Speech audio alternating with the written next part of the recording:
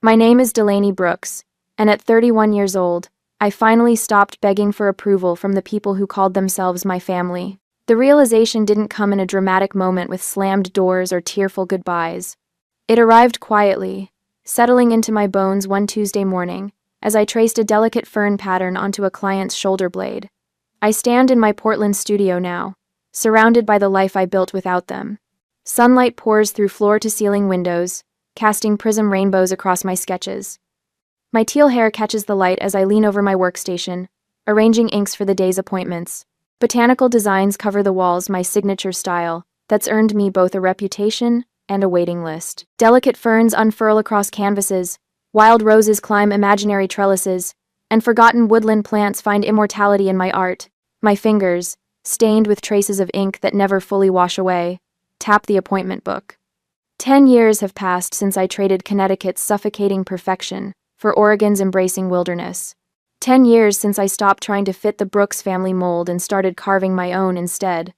The contrast between my vibrant workspace and the rigid household that shaped my childhood couldn't be more striking. Back in Ridgefield, Connecticut, the 4-bedroom colonial that housed the Brooks family stood as a monument to respectability. The lawn remained meticulously manicured, the hedges trimmed to identical heights, the flower beds blooming in coordinated colors approved by the neighborhood association. Nothing grew wild there. Nothing was allowed to. Father never dad, always Father Charles Brooks built his tax attorney practice on reputation and appearances. His tailored suits matched the polished veneer of his public persona, and his handshake closed million-dollar deals with families who trusted his perfectly combed salt and pepper hair and steady gaze. At the dinner table, he dispensed wisdom about the importance of what others think, as if it were scripture. Reputation is currency, he would say, cutting his meat into precise squares, and the Brooks name is worth its weight in gold. Mother Eleanor to her friends, Mrs. Brooks to everyone else chaired 3 church committees and orchestrated the annual charity gala.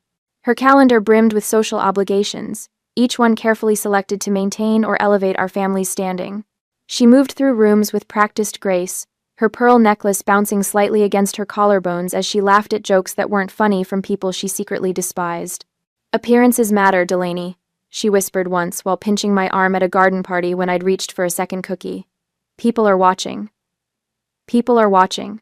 My brothers completed the perfect family portrait. Derek and Lucas, the golden sons with Ivy League futures mapped from the cradle. Derek excelled at debate and headed to Yale pre-law. Lucas, the math prodigy, collected academic scholarships like trophies and eventually landed at Harvard Business School. Their achievements adorned the mantle and fueled father's boasting at country club dinners. I was the smudge on an otherwise pristine canvas, the daughter who asked too many questions and colored outside the lines literally and figuratively. While mother carefully selected my dresses for Sunday service and father mapped my path to an acceptable college, I dreamed in colors they couldn't name. The Brooks family lived by an unwritten code. Every decision, from vacation destinations to breakfast cereal, passed through the filter of outside judgment. "What will people think of us?" echoed through our house, bouncing off the pristine walls and settling into the corners where dust never gathered because mother wouldn't allow it. The first time I truly understood my place in the family hierarchy, I was 12 years old. After weeks of begging, I'd convinced mother to buy me a temporary hair color, just a single streak of violet that would wash out after a few shampoos. I applied it myself, hands trembling with excitement as I watched the color bloom against my brown hair. The result thrilled me, a small rebellion contained in a single streak of purple. I bounded downstairs, eager to show it off before Derek's high school graduation dinner. Father looked up from his newspaper, his expression shifting from distraction to disgust in the space of a heartbeat. "Absolutely not," he said, his voice cold as January frost. "Go wash that out immediately." "But it's just temporary," I pleaded. "It'll be gone by Monday." I said no. His newspaper snapped back into place, a wall between us. "We're leaving for Derek's dinner in 30 minutes.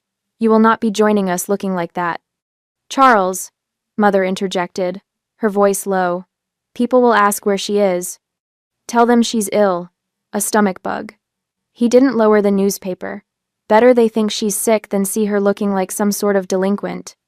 I stood frozen in the living room, the weight of his words settling over me like a shroud. Not the disappointment of missing the celebration dinner at Derek's favorite restaurant. but the casual ease with which I'd been excluded erased to maintain the family image. Later that evening, I sat alone in my bedroom, picking at a sandwich Mother had left before they departed. Through the neighbor's kitchen window, I could see my family gathered around a table at the Peterson home next door, where they'd stopped before heading to the restaurant. They laughed together, Father's hand clapping Derek's shoulder with pride. Mother's face animated as she spoke, Lucas smiling at something someone said. They looked complete without me. Perfect, even. I pressed my palm against the cool glass of my window, watching my family exist without me, and something shifted in my heart. The constant hunger for their approval began to ache differently, less desperate, more resigned. I realized then that their love came with conditions I might never satisfy, rules I might never understand. That night, as the violet streak in my hair began to fade under repeated washings, a seed of independence took root in the garden of my heart. Years would pass before it bloomed fully, but in that moment of exclusion, watching laughter through borrowed light, I began to understand that real family shouldn't require perfection to grant belonging. I just didn't know yet that I would have to create that family myself, thousands of miles away from the pristine colonial on Maple Street. The first sketchbook I ever bought myself was a cheap spiral-bound thing from the drugstore, purchased with birthday money from my grandmother. I hid it between my mattress and box spring, pulling it out only when my bedroom door was locked and the house had settled into evening quiet. With colored pencils spread across my comforter like fallen autumn leaves, I created worlds my family would never understand. At 16, my fingers constantly bore the evidence of my secret life: graphite smudges under my nails, paint flecks that wouldn't wash away, calluses from gripping pencils too tightly for too long. Mother noticed once during Sunday dinner, her eyebrows arching toward her perfectly styled hair. "For heaven's sake, Delaney. Your hands look absolutely filthy." She passed me a napkin with 2 fingers, as if my smudges might somehow transfer to her manicured nails. "What will Pastor Mitchell think if he sees you like this at a youth group tomorrow?" I didn't answer, just scrubbed at the blue pastel dust embedded in my skin until it reddened. What I couldn't explain was how those marks were badges of honor, evidence of the only conversations where I truly spoke. My voice had been systematically silenced at the Brooks dinner table. Every opinion is deemed inappropriate or unnecessarily contrary. Every question met with Father's signature phrase, "That's not up for discussion." So I learned to speak through lines and colors instead, my drawings becoming the sentences I couldn't say aloud. In my room, surrounded by carefully hidden sketchbooks, I created entire universes, fantastical landscapes, where trees grew upside down and gravity was optional. Portraits of women with fierce eyes and untamed hair. Abstracts that captured the tornado of emotions constantly swirling in my chest. Each page was a declaration of independence, a tiny revolution happening under my parents' roof without their knowledge. The summer before senior year, I discovered an online art forum. Trembling with nerves, I scanned and uploaded my first drawing, a self-portrait where my face emerged from tangled thorns, a single bird perched on my shoulder. I called it Caged. While my family slept, I returned to find comments from strangers around the world. "This speaks to me. Your line work is incredible. I feel this in my soul." I pressed my palm against my mouth to keep from crying out. For the first time in my life, someone was truly seeing me. Not the proper Brooks daughter in pressed khakis and sensible haircuts, but the real Delaney, wild and yearning and bursting with things to say. That night marked the beginning of my double life. Public Delaney maintained acceptable grades, attended mandatory family functions, and nodded at appropriate intervals. Private Delaney developed a distinctive style that incorporated botanical elements with surrealist twists, each creation branching and unfurling like a plant seeking sunlight after too long in darkness. Art wasn't just my hobby or talent, it became my identity's foundation when everything else felt borrowed or forced. In those sketchbooks, I discovered who I actually was beneath the Brooks family veneer. The college conversation began exactly as I expected, during a carefully orchestrated dinner the fall of my senior year. Father waited until dessert was served before clearing his throat and placing a Dartmouth brochure beside my plate. "I've spoken with William Harrison," he announced, referring to his college roommate who now served on Dartmouth's board. "He's assured me they'll look favorably on your application, despite your—" He paused, searching for a diplomatic phrase. "Despite your somewhat inconsistent academic performance." Mother beamed across her untouched cheesecake. Economics would be perfect for you, Delaney. So versatile. And the Dartmouth campus is absolutely beautiful in fall. My brothers exchanged knowing glances. The family machine was operating precisely as designed, another Brooks child being fitted into their predetermined slot. What they didn't know was that I'd already applied to 7 art schools across the country. That I'd been selling digital illustrations online for nearly a year, building a modest savings account under my own name at a bank across town. That my portfolio had been reviewed and praised by working artists who found my vision compelling and commercially viable. I nodded and took the brochure, letting them believe I was resigned to their plan. Meanwhile, my real applications traveled through digital space toward admissions offices that would judge me solely on my artistic merit. The San Francisco Art and Design Institute acceptance letter arrived on a Tuesday in April. I collected it from the mailbox before anyone else came home, my hands shaking as I read and reread the words that would change everything. Not only accepted but offered a 75% scholarship based on my portfolio submission. For 3 days, I carried the folded letter in my sock drawer, taking it out at night to verify it was real. On Friday evening, when Father was particularly pleased with himself after winning a complicated tax case, I placed the letter on the dining table beside his coffee cup. He read it with mounting disbelief, his face transitioning from confusion to anger like storm clouds gathering. What is this nonsense? My college acceptance, I replied, my voice steadier than I expected. I start in September. Mother snatched the letter from his hands, her eyes widening. San Francisco? Art school? She said the words as if they were obscenities. Delaney, we've already discussed your future. The Dartmouth application. I never submitted it, I interrupted, something I rarely dared to do. I won't be needing it. Father's coffee cup hit the saucer with a sharp crack. This is absurd. We are not paying for you to waste 4 years drawing pictures 3,000 miles away. I'd anticipated this exact response, having rehearsed this conversation for months in my head. Now the words came easily, without trembling. That's fine. I've already earned it myself. I nodded toward the scholarship details. And I've saved enough for living expenses. The decision is made. The explosion was nuclear. Father's voice raised to levels that made the neighbors' dogs bark. Mother's tearful accusations of betrayal and ingratitude. Even my brothers emerged from their rooms to witness the spectacle of Delaney Brooks defying the family order. Throughout it all, I remained strangely calm, as if watching the scene from a distance. Their words, once so powerful they could shatter my confidence, now bounced off the armor I'd built through years of secret art and online validation. The next morning, I bought a one-way bus ticket to San Francisco. The journey would take 3 days, with transfers in Pittsburgh and Denver. 3 days to shed my old skin and prepare for rebirth in California sunlight. I packed methodically, 1 suitcase of practical clothes, toiletries, and a few books. My portfolio case held selected original drawings, my tablet, and external drives containing my digital work. Everything that mattered fit into 2 bags. No dramatic goodbyes disrupted my departure. Father had left for work without speaking to me. Mother remained in her bedroom with a headache. My brothers were conveniently elsewhere. The house felt emptier than usual, as I carried my bags down the familiar staircase one last time. Outside, spring sunlight dappled the manicured lawn. I paused at the end of the driveway, turning to take one final look at the colonial house where I'd spent 18 years searching for approval that never came.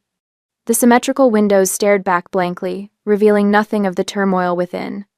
The bus rumbled away from Ridgefield's pristine streets, carrying me toward a future I'd designed myself. Through the smudged window, I watched my childhood home shrink and finally disappear around a bend. The tightness in my chest, a constant companion for as long as I could remember, began to ease with each mile marker we passed. For the first time in my life, I'd chosen art over approval. The road ahead was uncertain and potentially difficult, but it was mine.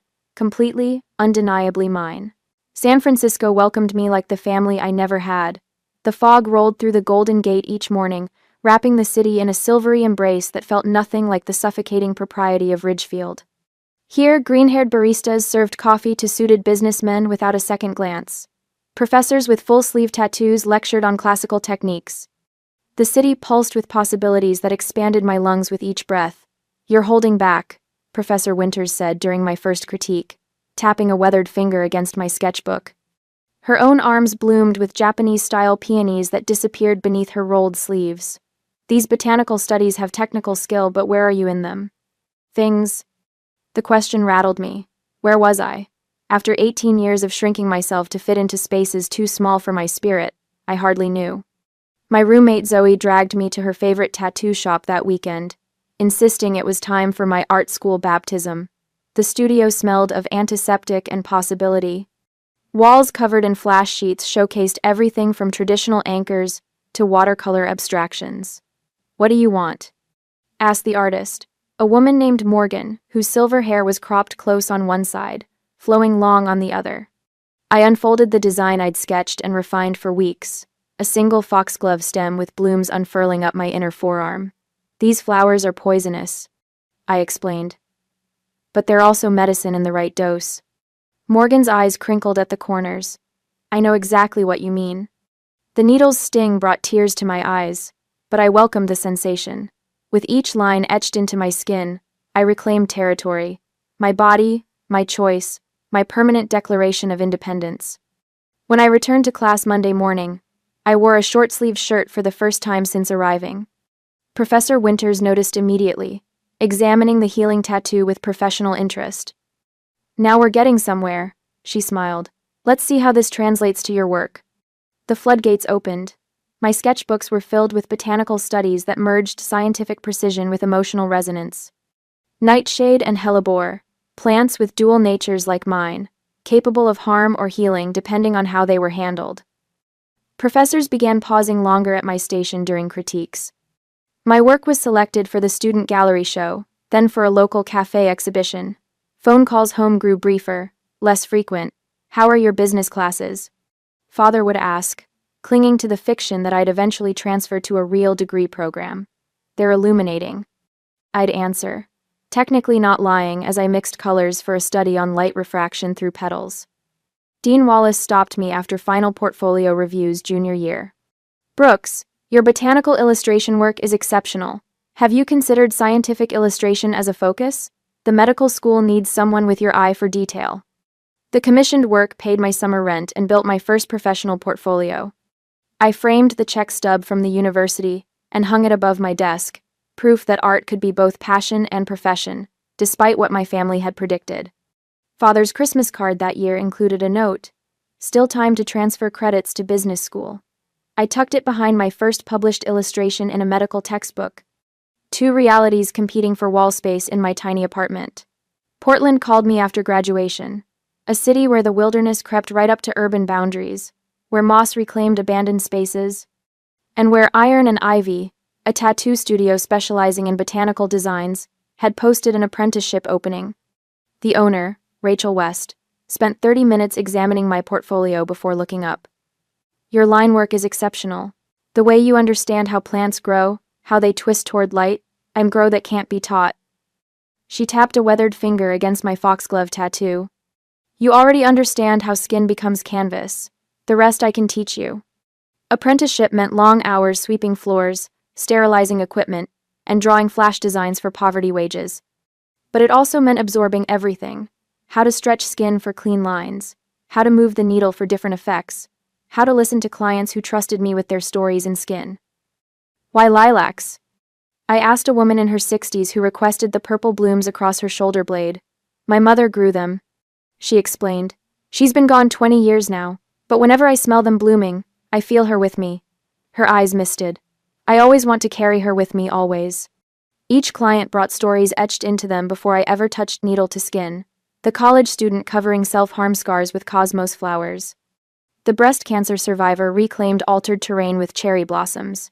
The widower incorporated his wife's handwriting into a memorial piece. These weren't just clients. They became connections, people who trusted me with their pain, their healing, their transformations. I created a safe space for their vulnerability, something I'd never been offered at home. 2 years into my apprenticeship, my botanical designs developed a waiting list. 4 years in, Rachel called me into her office. "I'm opening a second location," she said without preamble. "I need someone I trust to be my partner at the original shop." She slid papers across her desk. 51% me, 49% you to start. We revisit the percentages in 2 years.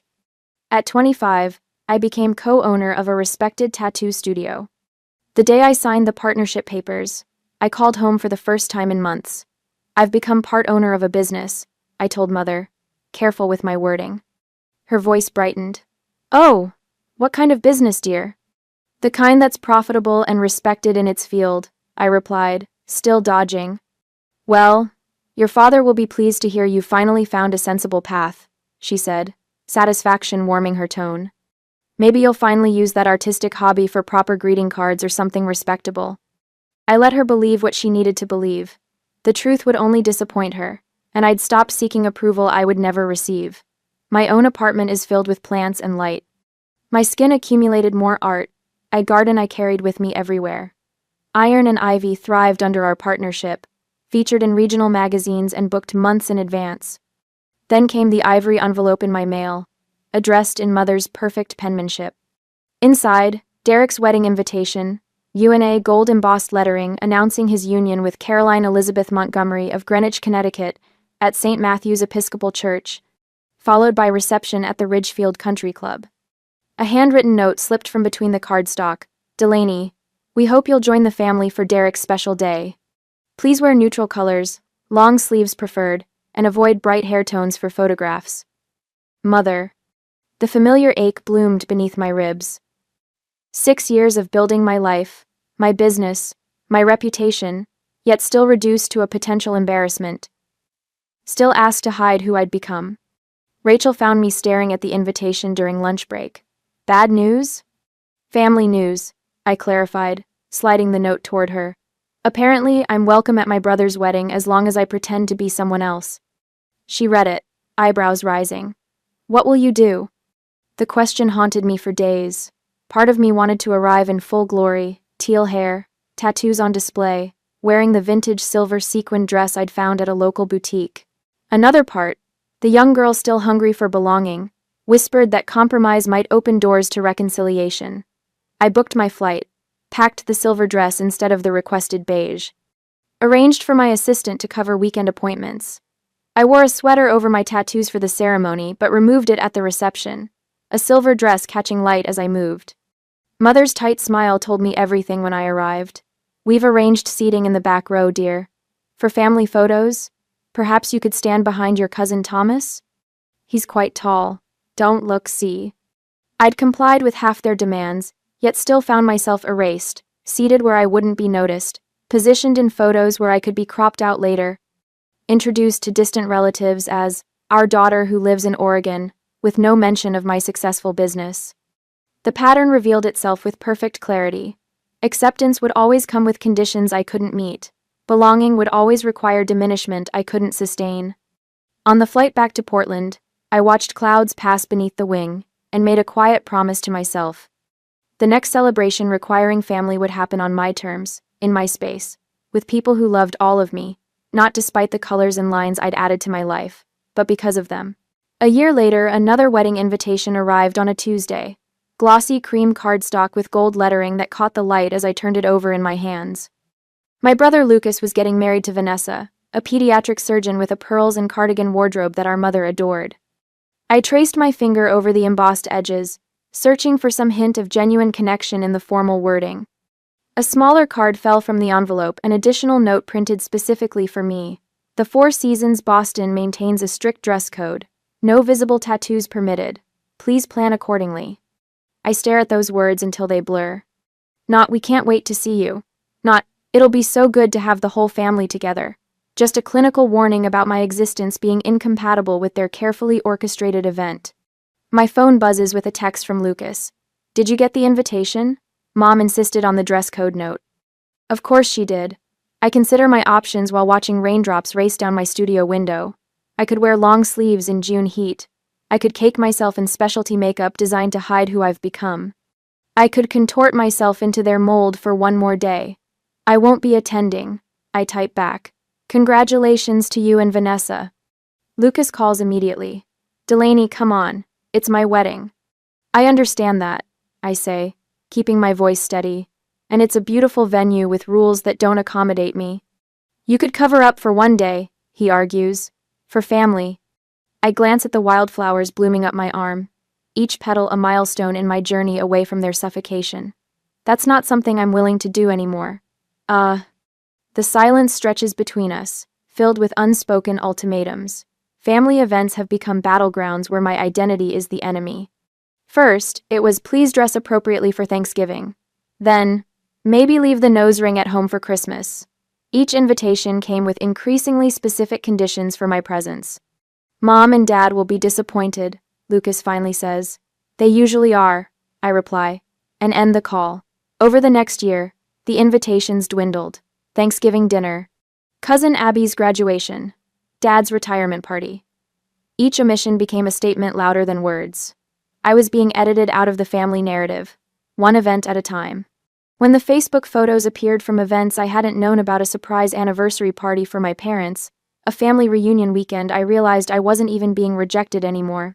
I had simply ceased to exist in their world. The final blow comes months later in a phone call from Aunt Sarah, always the family mediator.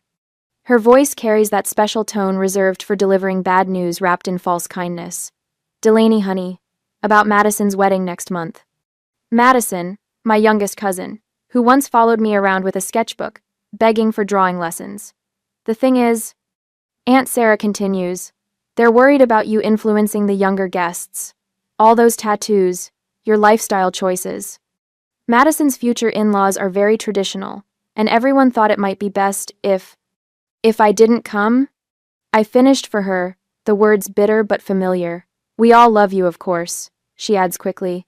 It's just that family occasions have certain expectations. I watch a customer through my studio window, admiring the botanical sleeve I'd finished last week. She catches my eye and gives a thumbs up, her face bright with the joy of seeing herself reflected in her chosen art. You know what, Aunt Sarah? You can all stop worrying. I won't be attending any more family events, ever.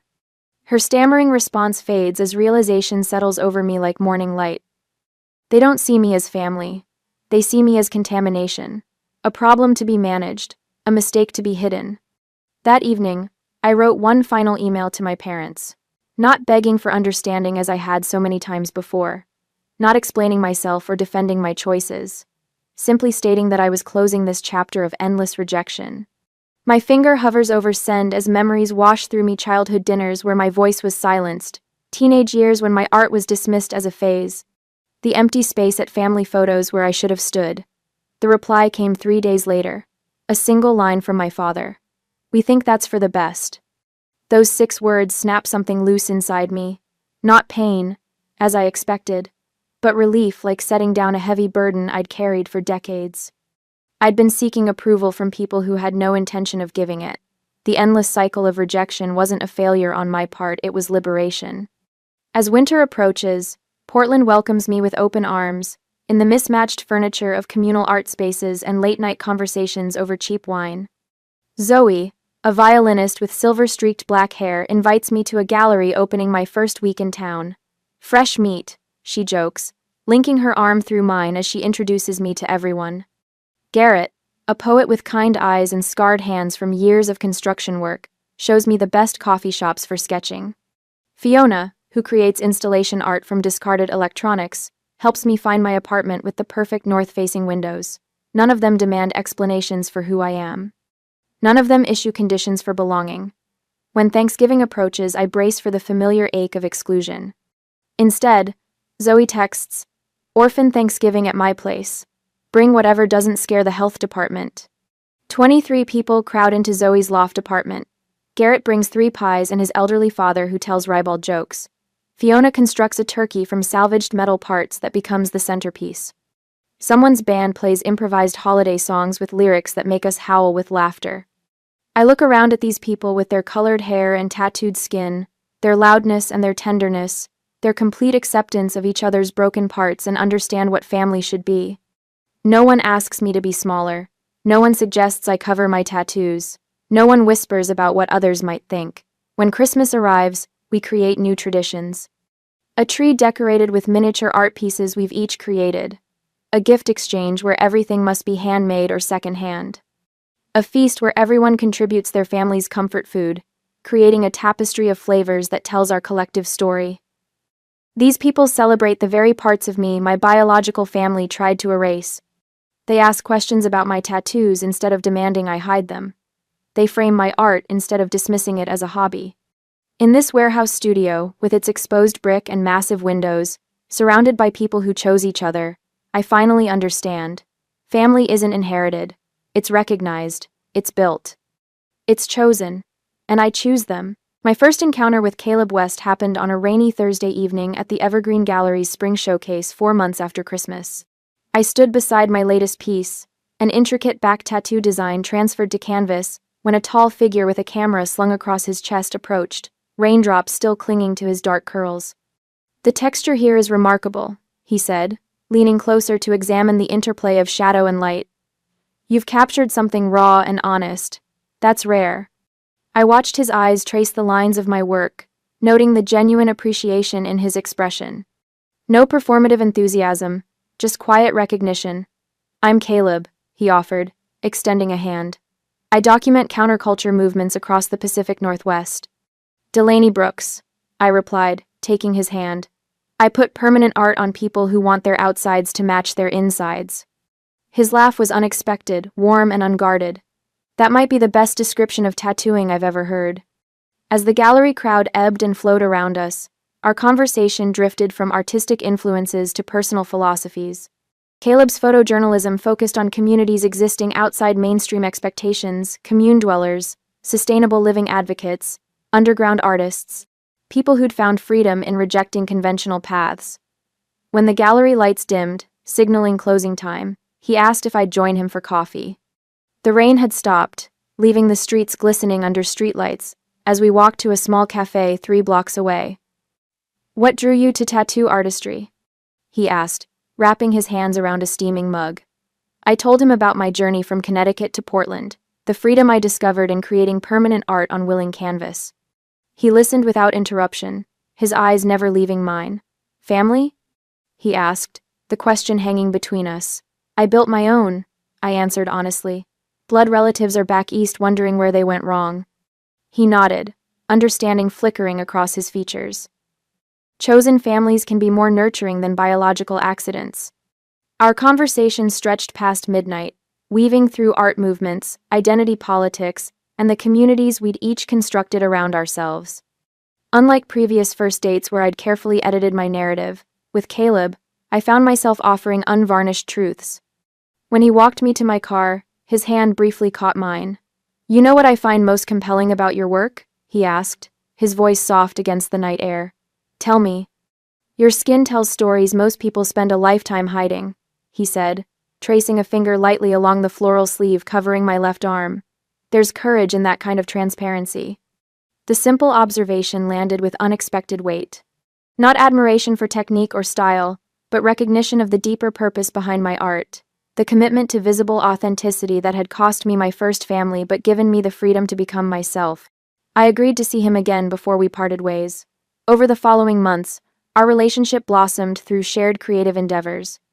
Caleb photographed my tattoo sessions for a magazine feature on women transforming the industry.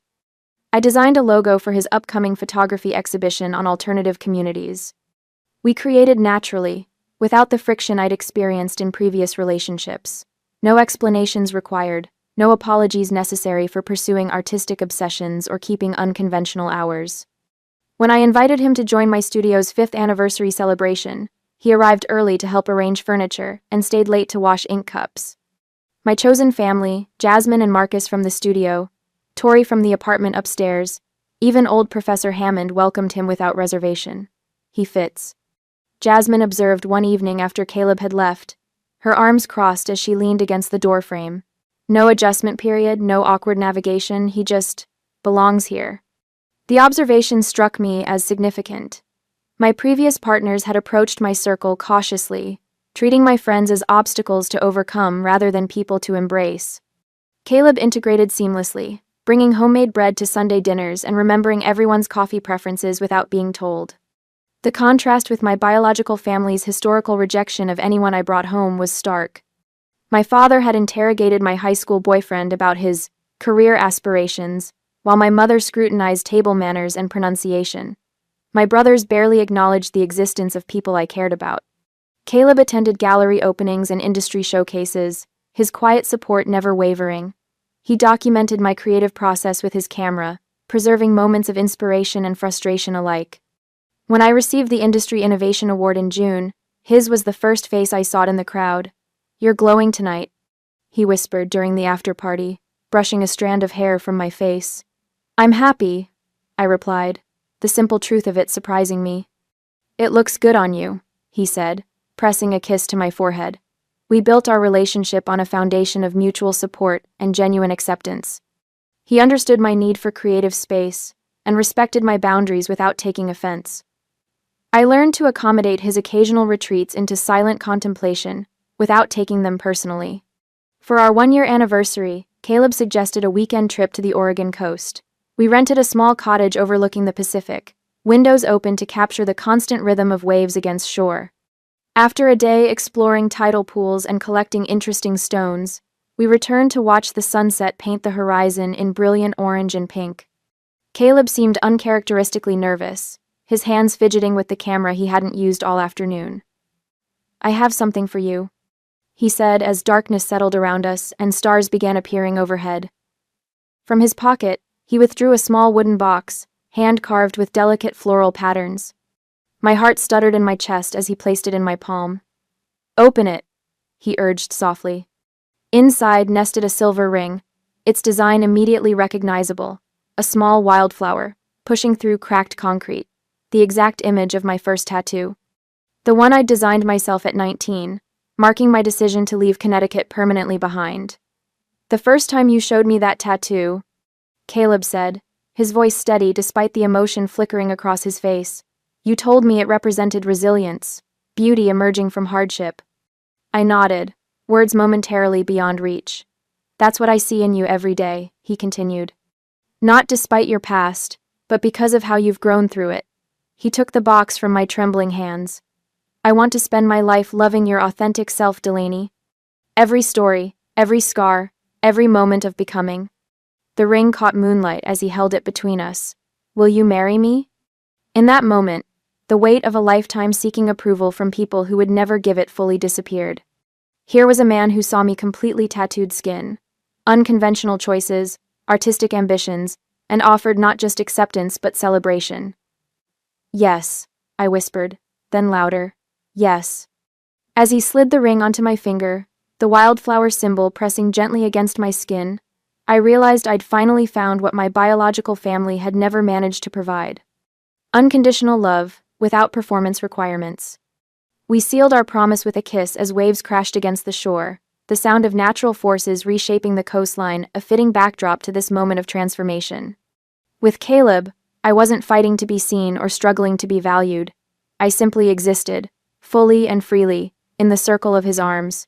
We stayed wrapped together under starlight, planning a future built on the foundation we'd already established, one of mutual respect, creative partnership, and the kind of love that doesn't require hiding uncomfortable truths. For the first time since leaving Connecticut, I felt completely at home. My engagement to Caleb wasn't planned with Pinterest boards or vision boards. It happened on a random Tuesday when we realized we'd built something neither of us wanted to live without. The moment he slid that vintage emerald ring on my finger, I knew exactly two things. I wanted to spend my life with this man, and telling my family would be the final test of everything I'd built since leaving Connecticut. "Are you sure you want to tell them?" Caleb asked, his fingers tracing circles on my shoulder as we lay in bed that night. "We could just send them an announcement after." I shook my head, feeling a strange calm settle over me. One last chance. I need to give them one more opportunity to actually see me. The next morning, I crafted the email with coffee-steadied hands. No dramatic declarations or ultimatums, just simple facts. Caleb and I are engaged. We're planning a small ceremony in Portland in October. We'd love for you to be part of this new chapter in our lives. My finger hovered over the send button for 3 breaths before pressing down. The soft whoosh of the sent message sounded so mundane for something that felt like launching a flare into the dark Connecticut sky. Hope flickered briefly, a dangerous ember I thought had been extinguished years ago. Maybe this milestone would finally bridge the gap between who I was and who they wanted me to be. Maybe a wedding would matter enough for them to try. Mother's response arrived within hours, her words precise as her handwriting. "We would, of course, like to meet this young man before giving our blessing. Perhaps you could both visit Ridgefield soon?" Father's addition came at the bottom. "Congratulations. Will you be toning things down for the photos?" I stared at the screen, waiting for the familiar sting of their rejection. Instead, I felt clarity wash over me like cool water. Nothing had changed. All these years away, and they still saw me as something to fix, someone to approve under conditional terms. No tears came. Only decision. They want to meet you, I told Caleb that evening, passing him my tablet with the email displayed. To evaluate you, I should say. His eyes scanned the message, jaw tightening slightly at my father's question. And what do you want? He asked, setting the tablet aside. The pressure mounted over the following weeks. Mother called with suggestions about appropriate wedding attire, pale colors that wouldn't clash with my hair, which she still hoped would return to its natural state before the ceremony. Father emailed information about a photographer cousin who specialized in classic portraits that would stand the test of time. We'd be happy to contribute financially, Mother mentioned during our third call, her voice honeyed with control. Of course, that would mean accommodating certain family traditions. Traditions that had never included someone like me. When they requested we visit Connecticut so they could properly assess Caleb before the wedding, the thinly veiled judgment became impossible to ignore. They're treating this like you're applying for a position, I told Caleb, pacing our apartment, the suitable son-in-law interview. Caleb watched me move across the room, his expression steady. What do you want to do? He asked for the third time that week. They'd pick apart everything about you. I continued. Your artist's hands, your tattoos, how you talk about your work. They'd smile politely while deciding you're not good enough. I can handle scrutiny, he said softly. But this isn't about me. This is your decision entirely. I stopped pacing, caught by the simplicity of his statement. My decision, not theirs. They've never seen me, I whispered. Not once, in 31 years. Then maybe they don't deserve front row seats for the rest of your life, he suggested. The truth landed with stunning clarity. They wouldn't be invited. The realization didn't bring the vindictive satisfaction I might have expected years ago. This wasn't about revenge or punishment. This was self-protection, the final boundary I needed to draw around the life I'd built. I don't want them there, I said, the words bringing immediate relief. I don't want to spend our wedding day waiting for their approval or criticism. I don't want to scan the crowd for disapproving expressions or brace for comments about my appearance. Caleb crossed the room and took my hands. Then we build this day our way. Our wedding planning transformed from a minefield into a celebration. Instead of navigating family politics, we chose flowers based solely on what made us smile. Our venue, the rooftop garden of our favorite local restaurant, reflected us perfectly with its urban botanical charm. We designed a ceremony that honored our journey readings from books that had shaped us, music that had carried us through difficult times, vows we wrote together over wine-fueled evenings. What about your parents? Stella asked during our weekly coffee date, her concern genuine. Will you regret not having them there? I've spent years regretting not having the parents I needed, I answered, surprising myself with the peace behind my words. I'm done with that now. My chosen family rallied around my decision with complete support. Marcus offered to walk me down the aisle. Stella became my planning partner, her organizational skills balancing my creative chaos. Caleb's parents called to tell me they were honored to welcome me officially into their family. Tattoos, teal hair, and all. The wedding transformed from a potential battlefield into a symbol of liberation. Not a day marked by who was missing, but by who had chosen to be present. Not an occasion weighed down by obligation, but lifted by authentic connection. For the first time, I understood that family wasn't something you constantly auditioned for. It was something you built, choice by careful choice, with people who saw you clearly and loved you anyway. Our wedding would be the first day of that new creation. A celebration not of who we were pretending to be, but of who we had always been beneath the expectations of others. Free. My name is Delaney Brooks, and today I marry the man who loves me exactly as I am.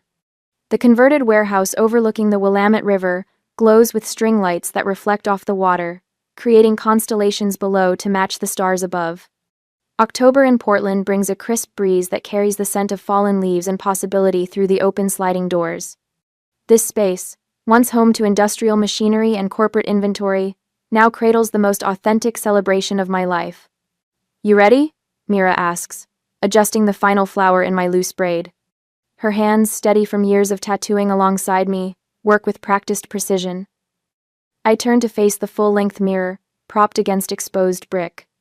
The woman staring back hardly resembles the girl who once hid sketchbooks under her mattress in Connecticut. My teal hair cascades over bare shoulders, and the silk of my open-back gown reveals the spine tattoo I designed myself. My story. My skin. The words flow down my vertebrae, in a script that resembles climbing vines. More than ready, I answer, running my fingers along the delicate beadwork at my waist. 31 years in the making. The music shifts, not the traditional wedding march my mother would have insisted upon, but an acoustic version of the song Caleb and I danced to the night we met. My cue, I walk the aisle alone by choice. Not because there's no one to give me away, but because I've spent years reclaiming myself.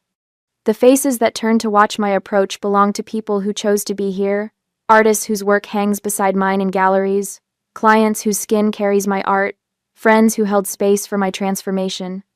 Their eyes reflect approval that requires no performance, no pretense. Caleb waits beneath an installation of paper cranes and copper wire sculptures created by our artist friends. His eyes widen at the sight of me, and tears immediately form. This man, with his photographer's eye for beauty in unexpected places, sees me completely. "You are everything," he whispers as I reach him, his voice breaking. Our officiant, Marcus, who runs the gallery where Caleb and I first exhibited together, smiles at the assembled guests. We gather today not to witness the beginning of a relationship, but to recognize a bond that already exists. This ceremony is a public declaration of a private devotion Delaney and Caleb have built through creativity, honesty, and the courage to be fully themselves. Thank you for watching. The vows we exchange contain no promises of obedience or servitude. Instead, we pledge acceptance of each other's evolution, authenticity in all seasons, and the freedom to create without judgment. I promise to never ask you to shrink yourself for my comfort, Caleb says, his voice steady now despite the tears tracking down his cheeks. Your wildness is why I fell in love with you. When I speak, my voice carries to the rafters without trembling. I promise to stand beside you, never behind you or before you. I choose you with open eyes and a full heart, not because you complete me, but because you celebrate my completeness. Laughter punctuates the ceremony, genuine and uninhibited. When I fumble the ring, nearly dropping it between the wooden slats beneath our feet, nobody gasps in horror. Instead, Marcus quips, artist's hands precise with ink, clumsy with jewelry, and the crowd erupts in knowing chuckles. As we kiss to seal our vows, cheers erupt that seem to shake the industrial chandeliers overhead. I feel something settle in my chest, a certainty that has been building since I first stepped off that bus in San Francisco, with nothing but determination and a portfolio. This is what belonging feels like. The reception flows naturally from the ceremony, the space transforming as Edison bulbs illuminate food stations featuring cuisine from our favorite local restaurants. No assigned seating, no stuffy dinner service, where conversation dies beneath the weight of formality. People gather in fluid groups, plates balanced on knees, wine glasses clutched while gesturing to emphasize stories. Against one wall, Vince, a local tattoo artist who mentored me when I first moved to Portland, has set up a small station offering commemorative designs. Nothing elaborate, tiny symbols that guests can choose to mark this day. A line forms quickly, laughter erupting whenever someone winces at the first touch of the needle. Your father would collapse at the sight, jokes Amelia, my former art professor who drove up from San Francisco for the wedding. She gestures toward the tattoo station with her wine glass. That's partly why I love it. I admit, watching as Caleb's cousin receives a small geometric heart on her wrist. Though honestly, I stopped making decisions based on what would horrify my family years ago. The opposite wall showcases Caleb's photography, not wedding portraits or engagement photos, but his professional work. Urban landscapes of Portland, intimate portraits of artists in their studios, and a series he calls Reclamation, featuring people and their tattoos, each image paired with the story behind their body art. My portrait hangs in the center, back to the camera, spine tattoo fully visible, face turned just enough to show my profile illuminated by golden hour light. You've created something remarkable here, Marcus says, appearing at my elbow with a plate of appetizers. And I don't just mean marriage. I follow his gaze around the room to the diverse group of people who form our chosen family, to the art that surrounds us, to the atmosphere of celebration unburdened by pretense. We wanted a wedding that felt true, I told him, not a performance. Mission accomplished, he says, squeezing my shoulder before drifting away to chat with other guests. As the night deepens, Caleb finds me near the dessert table and wraps his arms around my waist. "How does it feel to be Mrs. Reed?" he murmurs against my ear. I turn in his embrace, meeting his eyes. "Actually, I'm still Delaney Brooks, and you're still Caleb Reed, two whole people who chose each other." His smile widens. "I wouldn't have it any other way." The celebration continues until the early morning hours.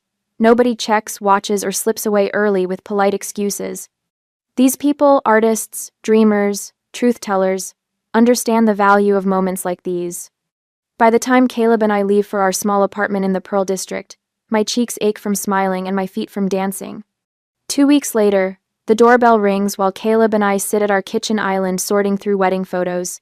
The sound feels intrusive on a lazy Sunday morning, unexpected and unwelcome. Caleb rises first, padding barefoot to the door. I hear the familiar creak of it opening, followed by an unnatural silence that pulls me from my stool. When I reach the entryway, the past stands on our welcome mat. Father looks older, his shoulders slightly stooped beneath his tailored suit jacket. Mother clutches her handbag with white knuckles, her pearls exactly where they've always been. Behind them, Derek and Lucas hover awkwardly, neither meeting my eyes. "Delaney," Father says, my name sounding foreign on his tongue, after so many years of silence. Caleb steps back to my side, his arm sliding protectively around my waist. The simple gold band on his finger catches the light. "May we come in?" Mother asks, her voice brittle with forced politeness. I hesitate only briefly before nodding. They file into our living room, these strangers who share my DNA looking out of place among our eclectic furniture and wall art. "Why are you here?"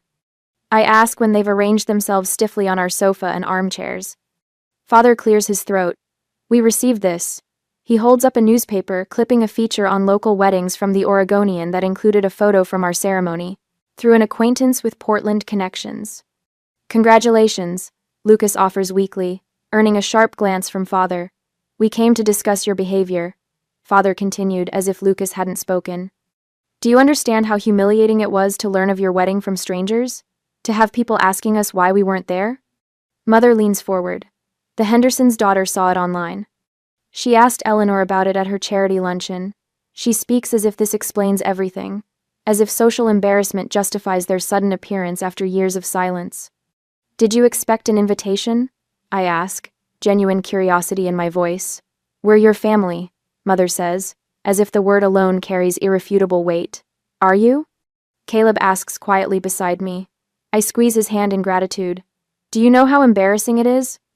Mother continues, her voice rising slightly. "To have a daughter who looks like you, who lives like this, who excludes her own family from her wedding." The words hang in the air between us, crystallizing 30 years of conditional love into a single, clarifying moment. "Thank you," I say, surprising everyone in the room, including myself. "Excuse me?" Father's eyebrows draw together. "Thank you for confirming what I always knew."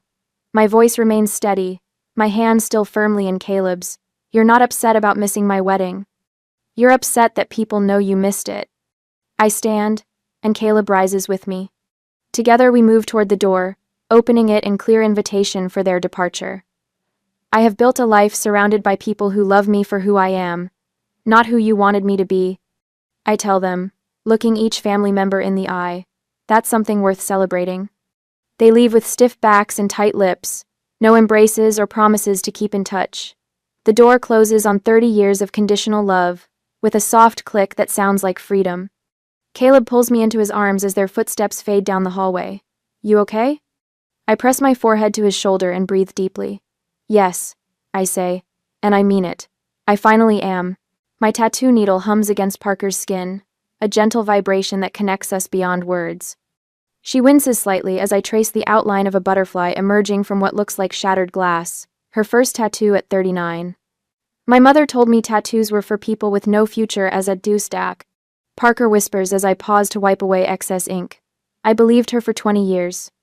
I nod, understanding flowing between us like current. Mine said they were for people with nothing to lose. "And here we are," Parker laughs, the tension in her shoulders easing. "Turns out they were wrong about a lot of things. 3 months have passed since my wedding, 3 months of waking up beside Caleb without that familiar knot of anxiety in my stomach, wondering if today would be the day I'd finally earn my family's approval. 3 months of processing through my sketchbooks and journals, pouring out decades of rejection onto pages that hold my pain without judgment. In my studio's quiet hours, I've created more than art. I've built understanding. Each brushstroke and journal entry has helped me recognize that what my family saw as rebellion was actually survival. My colored hair, my tattoos, my refusal to shrink myself. These weren't weapons wielded against them, but shields I crafted to protect myself. Almost done, I tell Parker, adding the final touches to her butterfly. How does it feel? Like freedom, she says, eyes welling. Like I'm finally allowed to exist in my own body. Her words crystallize something I've been feeling since opening Ember Ink Collective 6 weeks ago. What started as a solo studio has become a sanctuary for first-time clients like Parker people, healing from body shame, from families who taught them their bodies weren't truly theirs. I've transformed my understanding into purpose, creating a space where vulnerability is honored rather than exploited. The mint green walls, the comfortable chairs, the absence of mirrors, except when necessary, every detail designed to say, "You belong here exactly as you are." There, I say, setting down my tools and gently cleaning the finished piece. Take a look. Parker's gasp of joy feeds something hungry in my soul. It's perfect, she whispers, touching the skin around her new tattoo reverently. It's exactly how I imagined it would feel. I know she's not just talking about the butterfly. Later that evening, after locking up the studio, my phone buzzes with a text from a number I still recognize, despite months of silence. Lucas. My middle brother. Can we talk? Coffee sometime? My hands tremble slightly as I show the message to Caleb across our kitchen table. He reaches for my fingers, steadying them with his warm palm. What do you want to do? He asks, his voice neutral. Supportive without directing. I don't know, I admit, staring at those 7 simple words that somehow carry the weight of decades. Part of me wants to ignore it. Somehow. And the other part? I trace the wood grain of our table. Is curious. 3 days later, I'm sitting across from Lucas at a coffee shop equidistant between our homes, his in the suburbs, mine downtown. He's aged in ways that surprise me, fine lines around his eyes that weren't there at Christmas 2 years ago, when he last stood silently by, while our father made cutting remarks about my unfortunate lifestyle choices. You look good, Del, he says, using my childhood nickname cautiously, like testing ice on a frozen lake. Thanks, I reply, neither cold nor warm, waiting. Lucas wraps his hands around his mug, knuckles whitening. Jenny's pregnant, he says finally. 4 months along. Congratulations. I offer, meaning it despite everything. It's making me think about things, about family. He looks up, meeting my eyes directly, about what kind I want to create. The ambient noise of the coffee shop fades as Lucas speaks words I never expected to hear. I'm sorry, he says, voice cracking slightly, for not standing up for you, for prioritizing Dad's approval over your feelings, for pretending not to see how much they hurt you. I sit perfectly still, afraid movement might break whatever spell has enabled this moment. Jenny and I have been talking about how we want to raise our kid. He continues, and I keep thinking about you, about how I never want my child to feel the way you must have felt, like you had to earn belonging. His apology isn't perfect. It doesn't erase years of complicity. But it's genuine, and I recognize the courage it took to reach across the chasm our family created. I'm not asking for immediate forgiveness, Lucas adds quickly. I just wanted you to know I'm trying to understand, and that I'd like to know my sister again, the real one, not the version Dad wanted you to be. We talked for 2 hours. I established clear boundaries for any future relationship.